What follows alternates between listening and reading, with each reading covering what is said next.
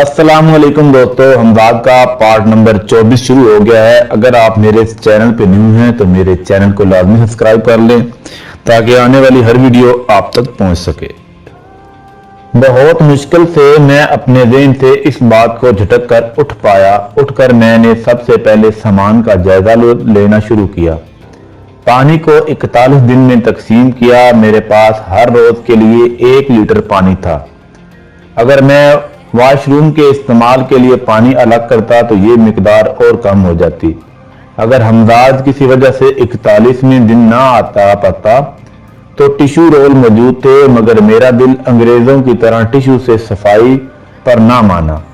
5 litre वाली 6 बोतलें और बाकी 1 लीटर वाली 12 बोतलें यानी 1 लीटर पानी एक्स्ट्रा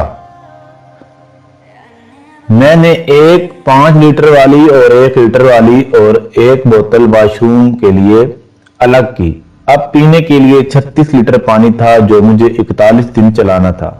खाने पीने की एशिया बहुत मिकदार में थी। ड्राई फ्रूट, टीन के और प्लास्टिक के छोटे बड़े डब्बों में खुशक खुराक और फल। मैंने उन्हें भी 41 दिन के हिसाब से तकसीम कर लिया। मैंने कागजात निकाले जिन पर आर्याना और हमदाद ने अमलियात और हदायत लिखवाई थी। मैंने ढाइया का अमल सुबह 9 बजे करना था जिसमें 3 घंटे लगते। 12 बजे मैं इससे फारिग हो जाता। रात को मेरा इरादा 1 बजे तक सोने का था। सुबह 8 बजे तक उठ सकूं, इसका मतलब था मेरे पास 13 घंटे एक्स्ट्रा थे। मैंने दूसरे अमलियात पर नजर दौड़ाई। हमदाद के अमल के अलावा आर्याना ने 3 अमल लिखवाए थे। हमदाद का मैं कर चुका था। नहाइया मुझे शुरू करना था। बाकी 2 अमल थे। एक अमल हसार का था। उस अमल के करने से मैं एक मंत्र पढ़ने से हसार में आ जाता। इस हसार में कोई चीज दाखिल नहीं हो सकती थी। ये अमल भी 41 दिन का था और हर रोज 4 घंटे में मुकम्मल होता। अगला अमल भी 41 दिन का था। ये अमल करने में हवा में उड़ने पर कादर हो जाता। इस अमल के लिए हर रोज 2.5 घंटे लगने थे। अब मैंने शेड्यूल बनाया। सबसे पहले 9 से 12 ढाइया का अमल, फिर 1 से 5 बजे तक हसार का अमल, फिर 6 से 8:30 तक उड़ने वाला अमल।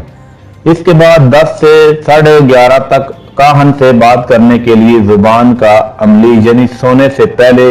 अब मेरे पास 1.5 घंटा होता। मैंने एक अमल से दूसरे अमल के दरमियान वक्फा इसलिए रखा ताकि खाना पीना और रिलैक्स कर सकूं। काफी मुश्किल शेड्यूल था मगर मुझे क्या करना था। इस सन्नाटे और तन्हाई में बेहतर था अपना सारा वक्त मसरूफियात में गुजारता। 9 बजने में 15 मिनट थे। मैंने ड्राई फ्रूट का डब्बा खोला जिसमें मिक्स ड्राई फ्रूट और खुशक हुए फल भी भरे थे। मुझे भूख लगी थी। मैं आधा डब्बा खा गया और पानी पीकर सैर हो गया। 9 बजे मैंने ढाइया का अमल शुरू कर दिया। 21 दिन तक कोई खिलाफ मामूल वाकया नहीं हुआ। मैं अपने शेड्यूल के मुताबिक चलता रहा। खाया पिया निकालने के लिए दिल मजबूत करके ढांचों वाले कमरे में जाता था। जमीन पर करता तो बदबू से 2-4 दिन ही में वहां जाना मुहाल हो जाता। खुराक के कुछ डब्बों को मैंने इस्तेमाल किया। पानी की भी शदीद किल्लत थी। धोने के लिए इस्तेमाल नहीं कर सकता था। इसका हल मैंने ये किया कि टिश्यू को पानी से गीला करके साफ कर लेता था, मगर तब भी बदबू रहती थी। कमरे में शदीद बदबू का एहसास होता था क्योंकि पानी निकालने की कोई जगह नहीं थी।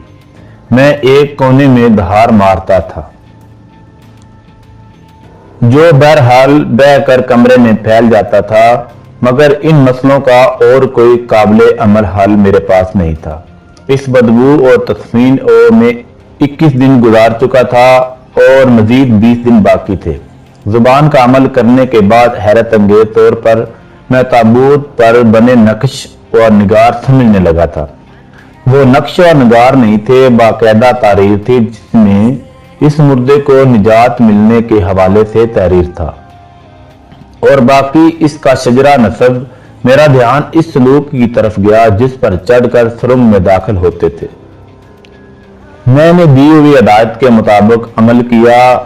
एकदम से क्लिक की आवाज आई और वो संदूक नमा बॉक्स खुल गया।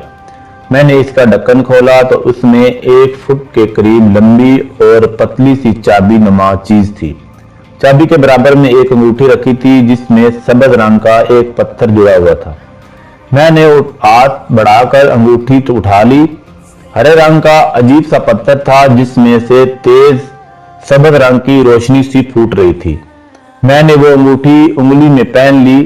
اب میرے سیدھے ہاتھ میں اس فقیر کی انگوٹھی تھی جو براؤن ہو چکی تھی اور آریانہ کی انگوٹھی، اور الٹے ہاتھ میں صندوق سے نکلنے والی ہری انگوٹھی۔ میں نے چابی نکالی اور صندوق کے اندر دیکھا، کچھ لکھا ہو، کوئی تحریر وغیرہ، مگر صندوق اندر سے خالی تھا اور ان 2 چیزوں کے علاوہ نہ کوئی تحریر تھی نہ کوئی چیز۔